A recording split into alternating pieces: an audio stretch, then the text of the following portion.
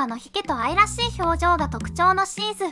今回はシーズーの魅力を3つご紹介します。特徴1、愛らしい表情とつぶらな瞳。シーズーはつぶらな瞳と愛らしい表情が魅力。飼い主をじっと見つめる姿には癒されること間違いなしです。特徴2、穏やかで落ち着いた性格。穏やかで落ち着いた性格なので、小さいお子様や高齢者の方と一緒に暮らしやすい犬種です。特徴3、ヒケのお手入れが必要。シーズーはヒケが長く美しいため、定期的なブラッシングやトリミングが欠かせません。綺麗なヒケを保つことが健康にもつながります。シーズーの魅力をもっと知りたい方は、ぜひチャンネル登録と高評価をよろしくお願いします。